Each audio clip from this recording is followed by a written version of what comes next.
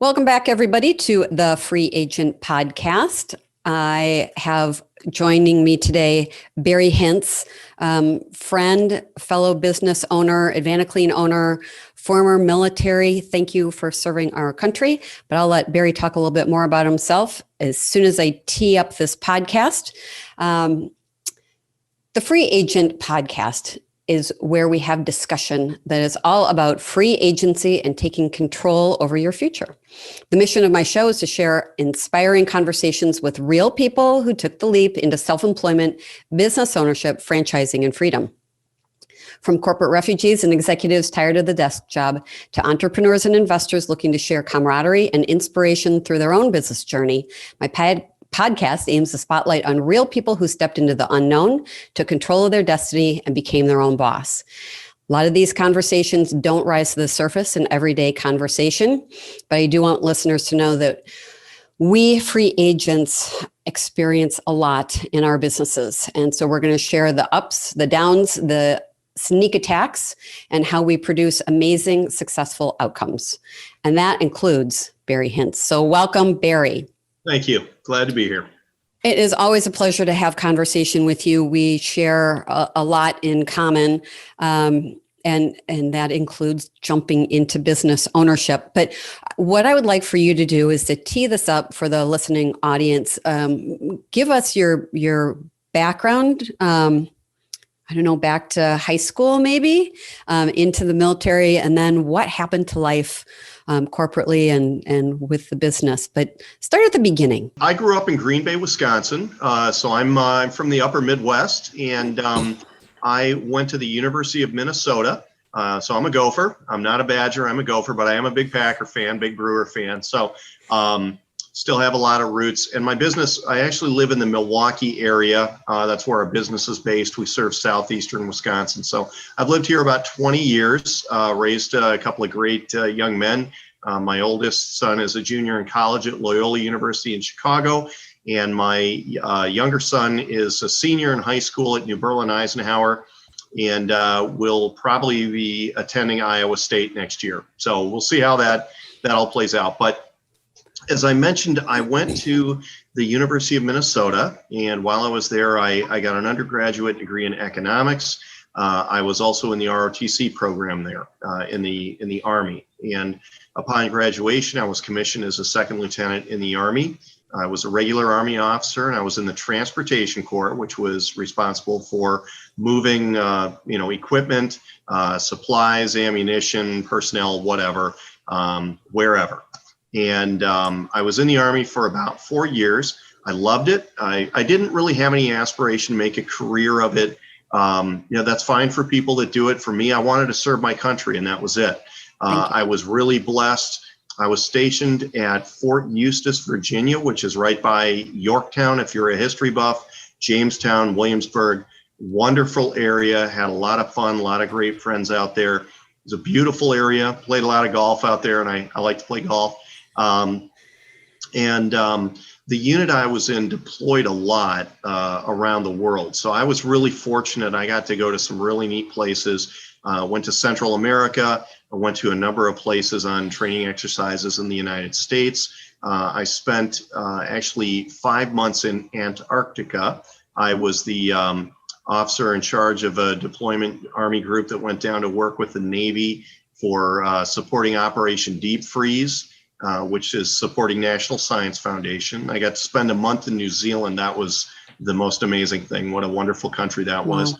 And then I spent on the other end of the spectrum, which wasn't so great. I spent a year in Saudi Arabia during the Gulf War. So went over there in August of 90, came back in August of 91. And, again, I love the Army. Didn't have any aspiration to make a career of it. I wanted to serve my country. I did that, got out in 92.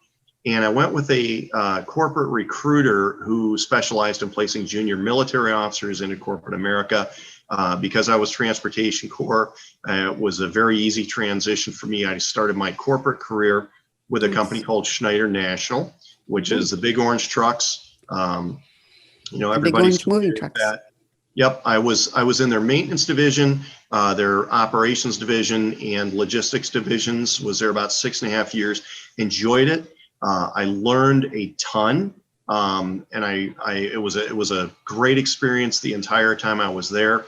But got an opportunity. I really wanted to get into sales because I'm kind of an extrovert, and I like working with people. And so I kind of wanted to get into sales, but the opportunity was pretty limited for me at Schneider.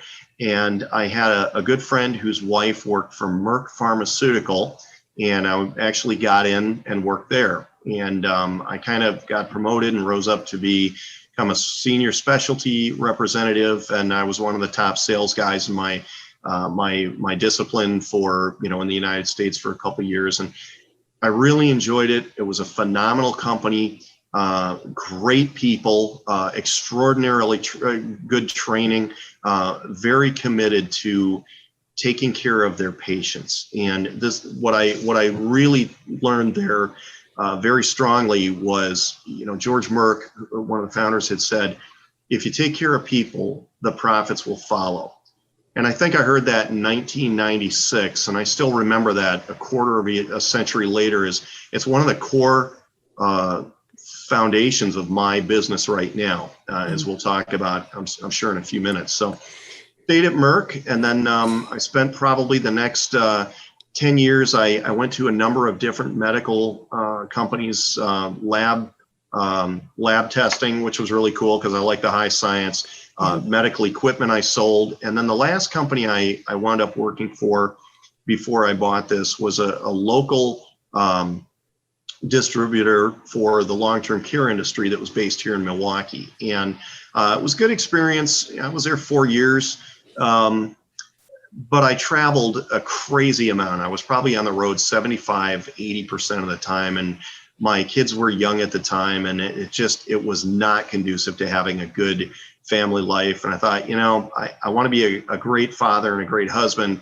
And, I'm not doing those things when I'm on the road so much. So that's where, it became, it just wasn't a fit. I mean, they recognized it. I recognized it. I looked at a couple other things within that organization and just thought, it's going to be same stuff, different day. I left the company, had a great relationship to part, and, had a couple other job offers, and, considered it because I was, what am I going to do? Go out and start my own business? I'm afraid I don't know enough. Who am I to start a business? And to back up just a tad, I mean, one thing when I was at Merck, I earned my master's in business. So I had a pretty solid foundation on how business worked.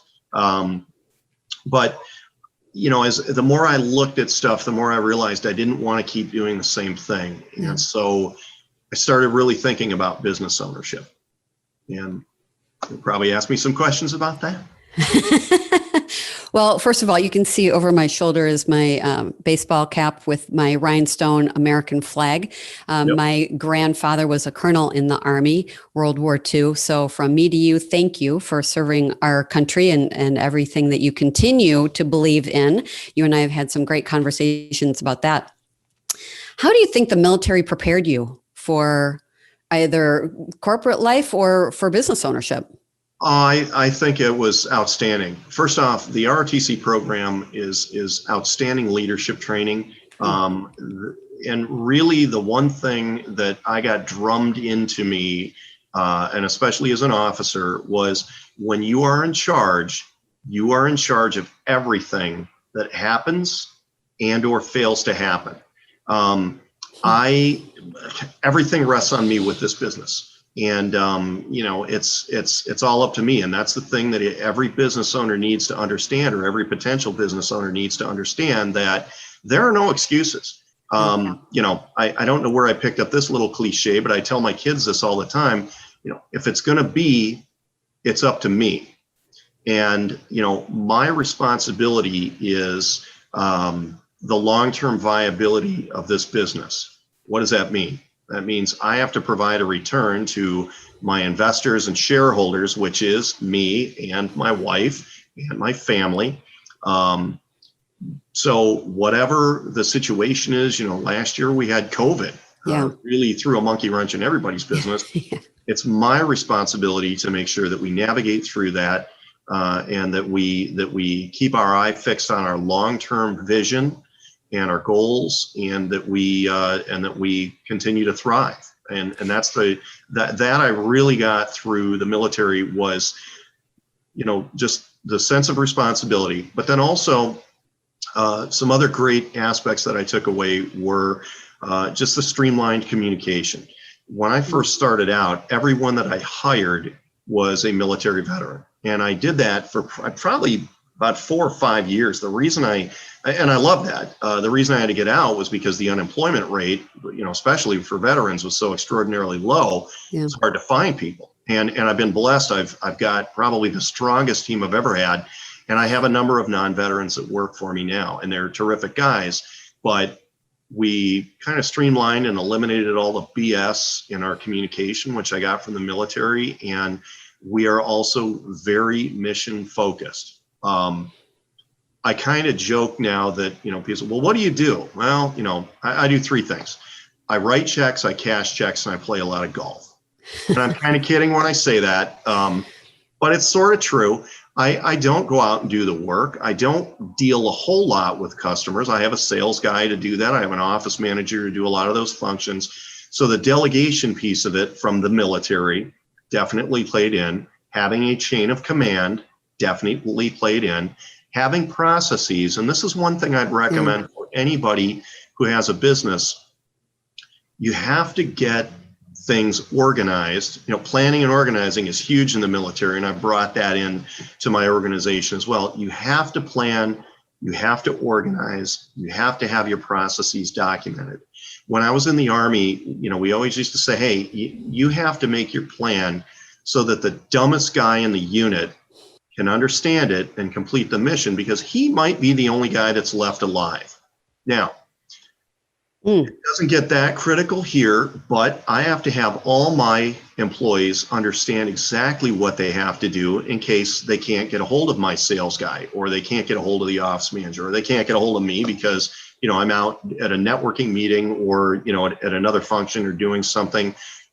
So there's a lot of things that translate directly from being a successful leader in the military to being a successful business owner. And the things are, just focus, discipline, planning, organization, those types of things. Yeah, and the weakest link, as you said, sometimes that is the last guy standing for whatever reason, and having that clear communication with direct correlation to activity equals outcome.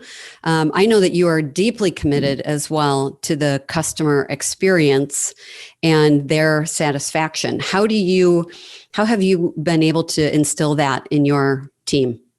Yeah, that's great. On one of I'll kind of shift my camera in my office when you can't really see it too well, but right up there on my desk that I sit at and I stare at every time I look up from my computer, every day I see that. And it's our mission, our vision, and our values. And years ago, I went through a business coaching program with a company called Action Coach. And one of the things they do is called a WIFLE, which is an acronym that stands for What I Feel Like Expressing. And that's become part of our culture, that every morning the team is in here, and whether I'm here or not, hopefully when I'm not here, they're still doing it.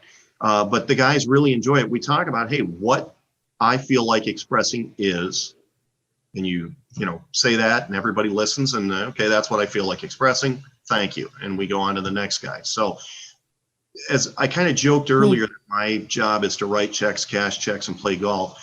Really, the most critical thing that I do is to keep, in addition to having the long-term vision and viability of this company continuing to operate, it's my job really to keep our culture on the rails.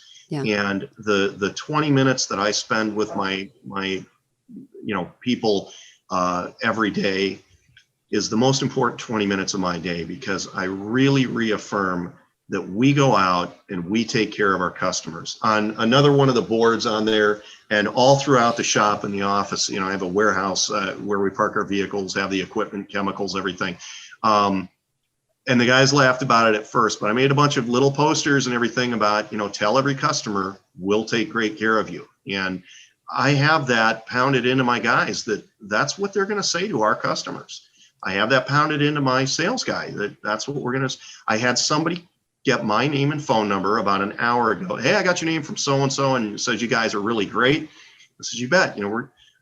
I said, I need you to call a call center so you can schedule an appointment. We'll get out there. The last thing I said to him was, hey, I don't want you to worry about this. We're going to get out there. We're going to take great care of you.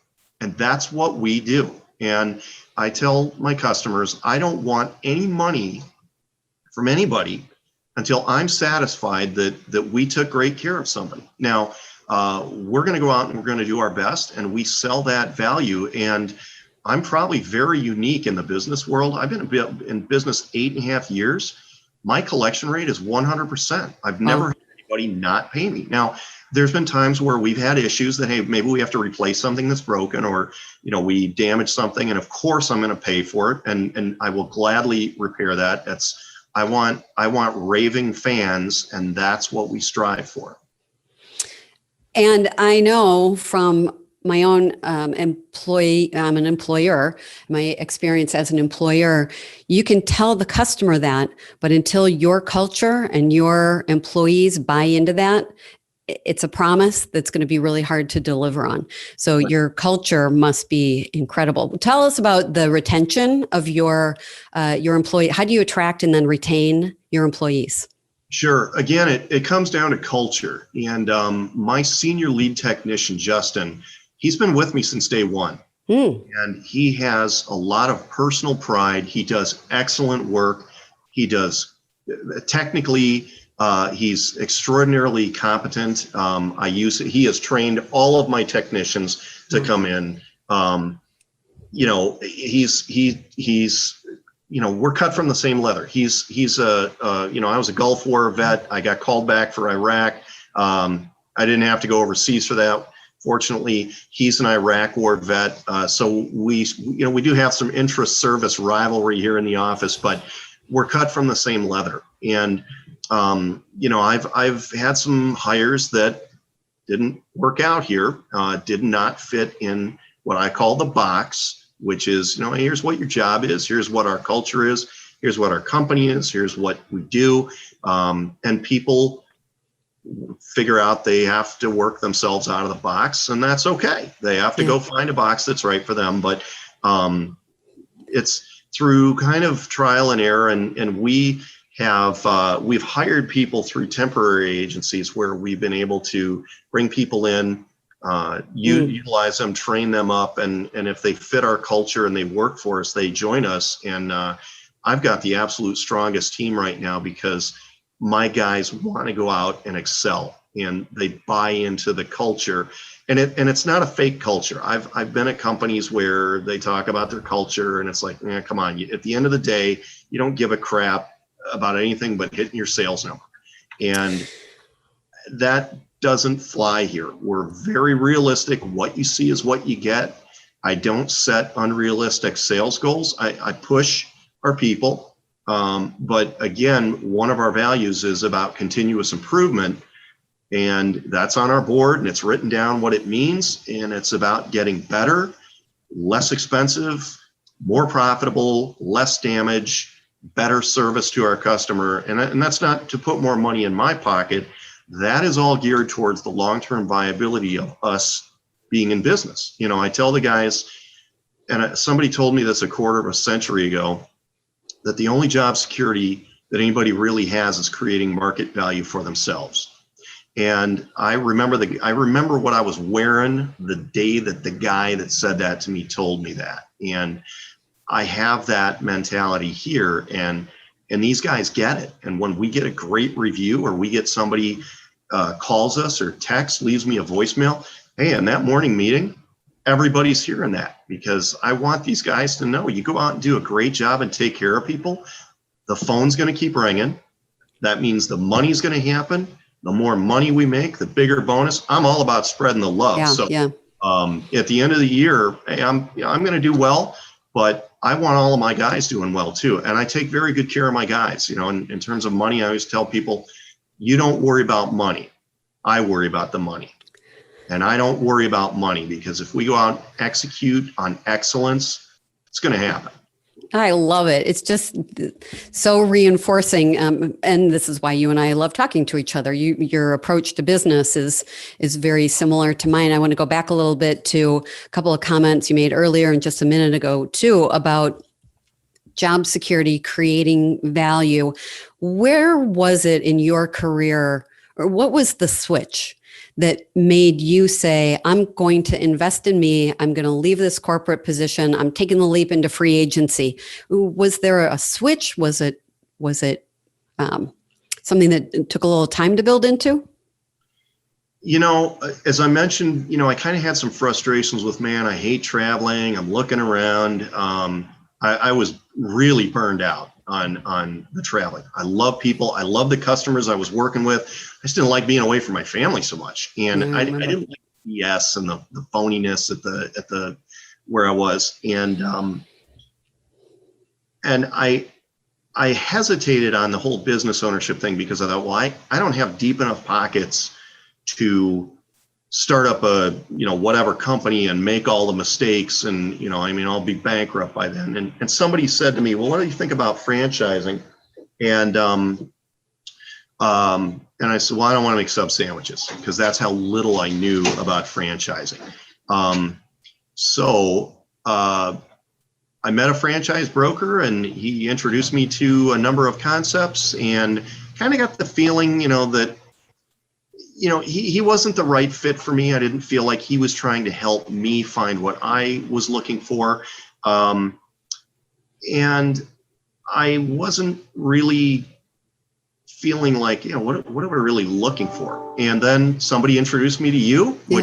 which was a godsend. And I remember the first time we met, I was like, okay, well, what are we going to look at? And the first thing you said, so we're not going to talk about any business until I meet with you and get to know who you are and what makes you tick, and get to know your wife and understand where she's at and all this. And really what the trigger for me was doing a lot of introspection and understanding that I'm very much of a people person, and I really have a heart for service.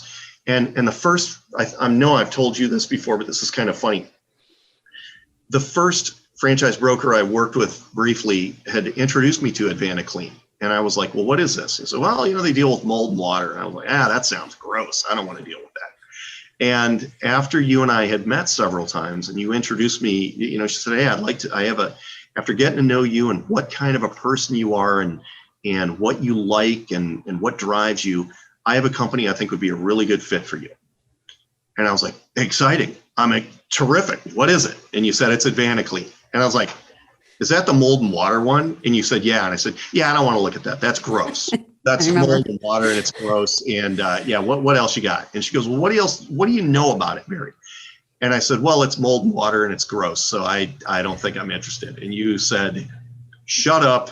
You need to look at this, and you need to understand it. And the more I looked into it, and then I went down for a discovery day and met the people down there, from the founder all the way to their call center people.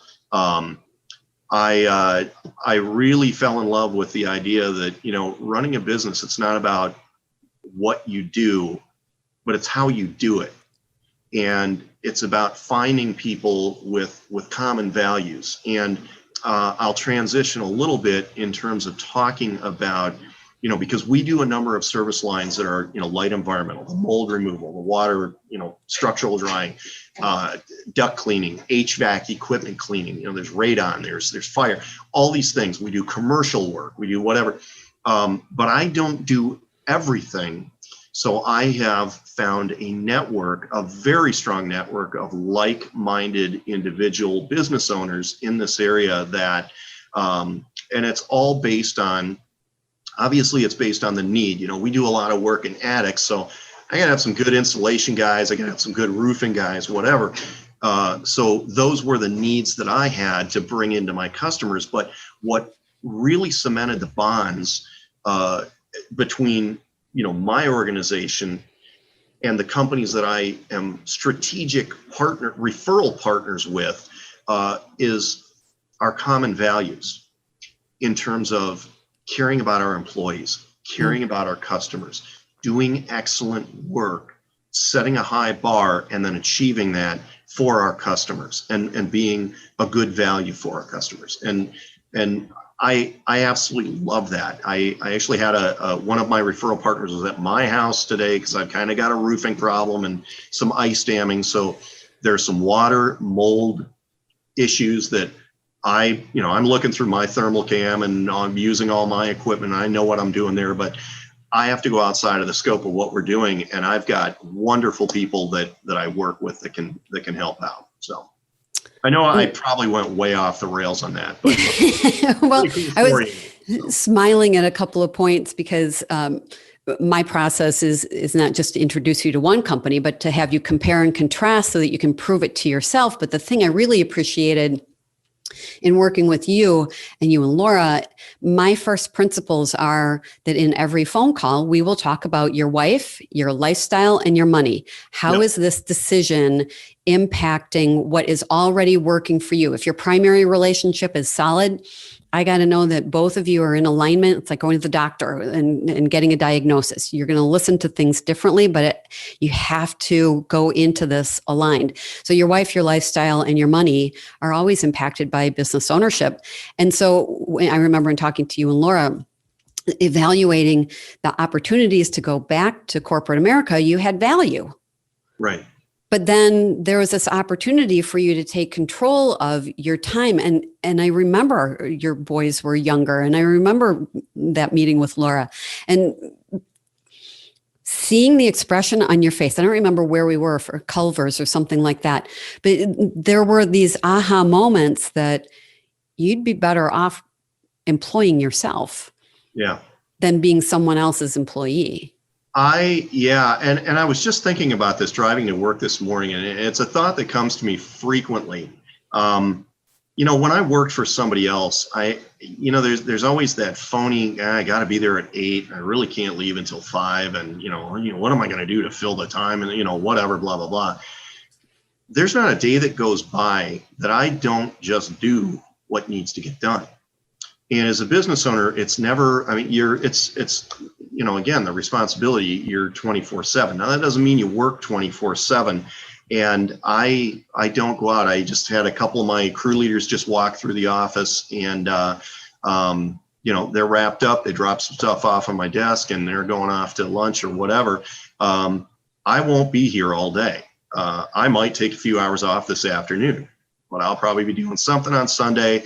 But I have the freedom and flexibility to do what I know that needs to be done. And I guess for me, I really like that.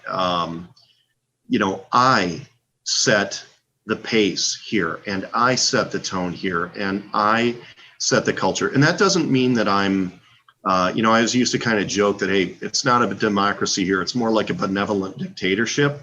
But I've also learned that a successful leader listens to the people around him. And I really hate using the word employee, and I choke up in my throat every time it tries to come out.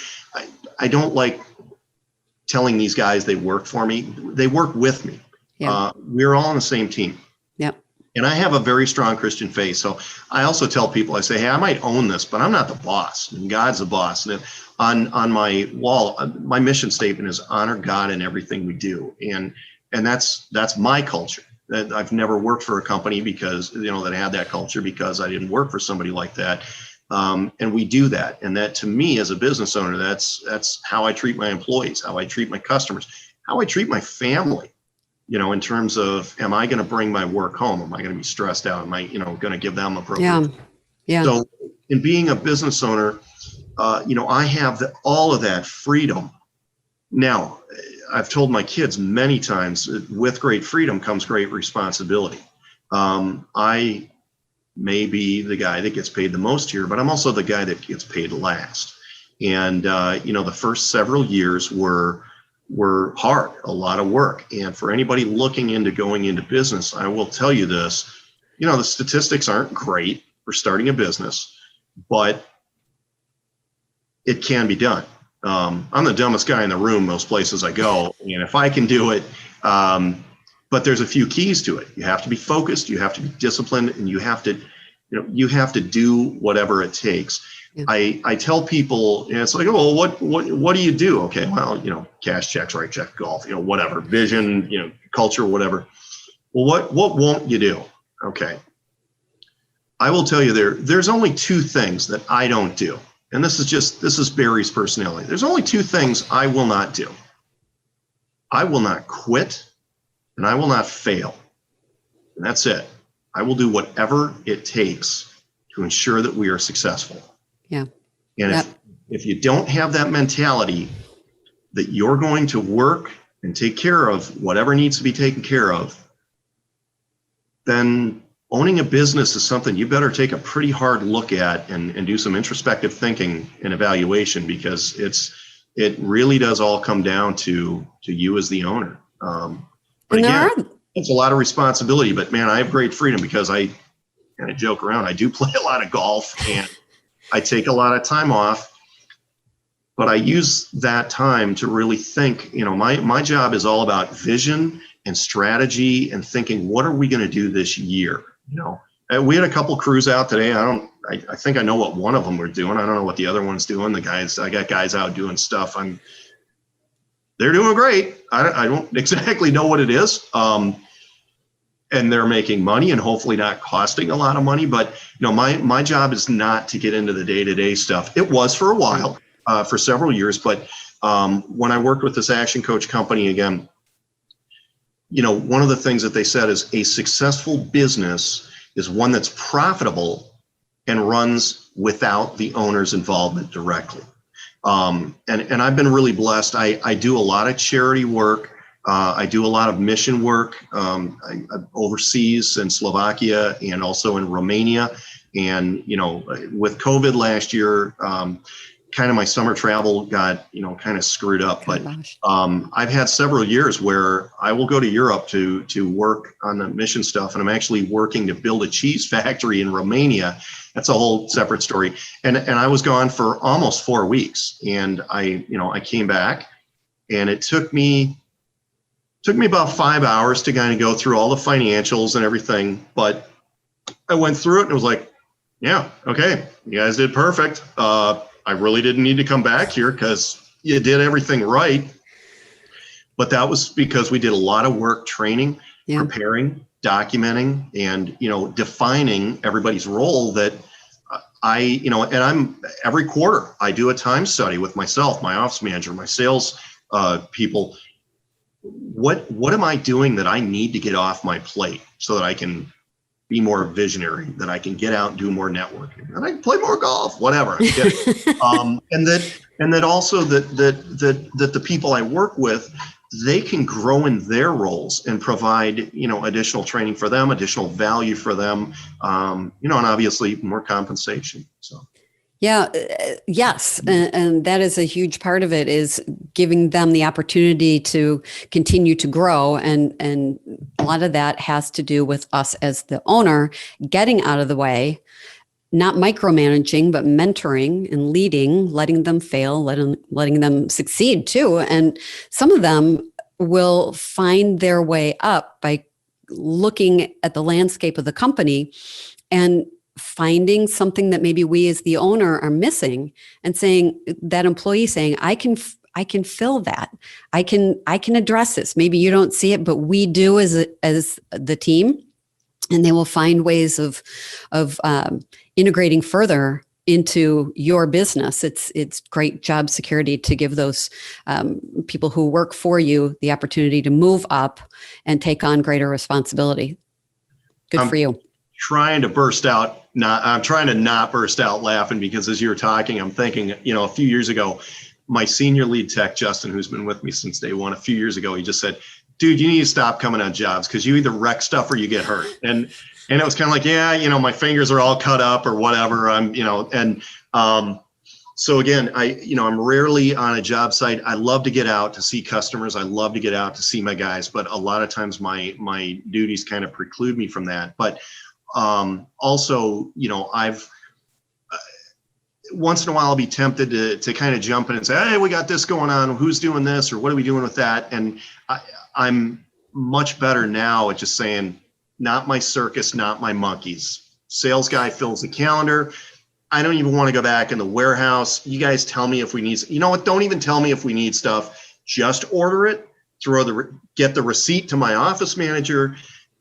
When I reconcile the statements next month, I'll see it and whatever. And, I just don't spend too much money, whatever, get what you need. So really, I've been blessed that I have great people that have taken into the fact that, hey, we're gonna systematize our business and we're gonna define everything, and I can get the hell out of everybody else's way. Yeah. Because usually, especially in a small business, because a small business owner, you got to be able to do everything, and you want to think that you're the best at everything. Maybe you are, maybe you aren't, but you know what? At some point, your job comes down to one thing, and that's running and leading the business. Right. Period. So get out of everybody else's way, and you become the best at running and leading your business. And let them become the best at what they do. That's not their strength. And that should be yours as the business owner, to get out of the way and let the industry experts execute. And so one of the things that I'm thinking about, you and I are both small business owners. In franchising, I'm also a business owner in an independent business that has multiple locations, and it's not a franchise, but we've been able to replicate it in different markets.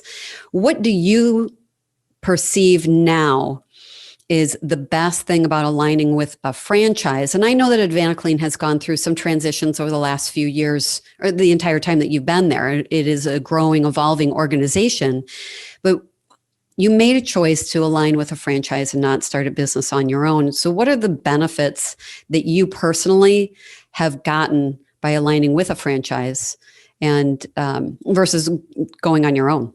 Yeah, that's a great question. And I know it, that speaks to exactly what you do. And, there's an old phrase on franchising that you're not in business, you're in business for yourself, but you're not by yourself. And, again, I kind of joke, I said, I'm the dumbest guy in the room. Well, the smartest thing that I've ever done is surround myself with really good people that are smarter at accounting, or people that, do finance, or people, like my roofing contractors or whatever. I don't want to run a call center. I don't want to manage, we have our core competency. I have mine. Getting into a franchise means you don't have to reinvent the wheel by yourself. And what you can do is you come in and you take what they've already built and has proven to work, and you apply it into your market and make it work in your market. Now, it's not a guarantee. There's no guarantees in life. I've seen some franchises fail, but that's because they either don't follow the model or they don't work to develop their market. I've seen some AdvantaClean franchises that were not successful because they didn't get out and build their network. I have a very strong referral network. Probably the thing that I'm really the most proud of, other than the guys and gals I work with, is we have a stellar reputation in our market. And I would say to anybody, whether you're franchise, whatever, and especially if you're going to be a franchise, because there are a lot of franchises that do some of our service lines, or that we have some overlap. Figure out what you are going to be in your market and be the absolute, by God, best at it, and you will be successful. And again, a franchise has already got the tools. I didn't know anything about mold, water removal, structural dry. I knew nothing. And AdvantaClean had an amazing training program, which taught me to be technically capable and very competent with this. I mean, I know how to do everything that we do. I know how to use all the equipment that we've got. A couple of the things I'd probably, hey, show me how to start this again, because I haven't done it 4 or 5 years. But they do a great job in training you how to operate their operating system. Advanced has done a great job with, we've had a number of computer CRM systems or customer resource management systems over the years. Some have been good, some not so good. We're on a very good, we use Salesforce and we're doing some really good things with it right now. And they do a lot of the marketing. They do, we've got a national footprint, so we are known, nothing against, a mom and pop, but we're not a mom and pop organization. We're nationally known. We could handle anything from, $300, minimum charge, whatever into your house versus, I can get semi-truckloads of equipment in here and call on other franchisee owners and, bring in national account resources to take care of an issue. So again, you're in business by yourself and you are responsible for that business, but you have a ton of support. The marketing. Advanced runs a 24/7 call center. Yeah. It's the crown jewel of what they do for us. They are phenomenal, and I don't have to do anything. We do a lot of marketing. We have a lot of referral networks, but people are interested in using our services. They call, it goes to the call center. Call center gets everything scheduled for us. And it's terrific. It's very good. If you're looking at a franchise, I would look real hard at what services and support that a franchise, but good franchises, reputable franchises all know that it takes good support in terms of training to prepare people to get out, operation support to help them continue to grow, financial support, potentially a call center, depending on what the business model is. So good franchisees or franchisors know how to very well help their franchisee owners. So that's a tremendous benefit that you won't get. A lot of people think, well, you got to pay franchise fees. Well, that's true. But I don't, for what I pay at VaniClean, don't tell anybody, but well, I guess you're going to. I couldn't run a 24/7 call center with the same excellent, outstanding quality and service that I have from what VaniClean is doing. And that's because of the economies of scale that they serve 120 VaniClean owners across the nation. They're great at what they do. I don't want to become great at that. I don't have the time or airspace, and I don't want to hire somebody that's going to become great at that because they're not on board 24/7. VaniClean provides that. And that's a tremendous benefit for me. And you think about, just as I'm listening to this, the things that they do that are not on your plate have allowed you to more rapidly scale your business, increase your revenue, increase your teams, the capacity, the invoices that you're collecting on, right. The equipment that you're bringing in, the truckloads that address these huge disaster recovery issues. You can't do that as a mom and pop. You can't scale like that. And right. What you've clearly shown over the last 8 years, and we've talked about you wanting to climb another mountain, but you've beautifully executed this one so that you have been a beneficiary of scalability, but also that has given you a lot of flexibility and freedom in your personal life and in places that you've gone, the things that you and Laura and the boys are able to do. So it's just you're the epitome of what I want for my owners when I help to place them in a franchise system. So why don't we talk about here, getting towards the end, anyone who would want to either talk with you about mitigation of whatever that mold or whatever situation it is, how do they contact you? So let's do that. Yeah, if you haven't, we're all about indoor air quality. So, you want your air ducts cleaned, you've got a broken pipe, or, you have water coming in through your foundation, which a lot of times moisture intrusion leads to mold. If you've got mold, if you're noticing when you get home and you've got allergy symptoms every time you go into your home, you probably have something there. We can help with that. Look up VaniClean. It's just ADVANTACLEAN. Look up VaniClean on on the internet, and that will hook you up. Or you can call our number, which will go directly to our call center. We can schedule an appointment. We do free inspections. We'll come out. We'll spend a lot of time to determine what the cause is, And if it's a cause that's outside of what we can fix, we have a great network of very qualified people that we can bring in. Our call center number is 414-312-5999. And again, it's 24/7.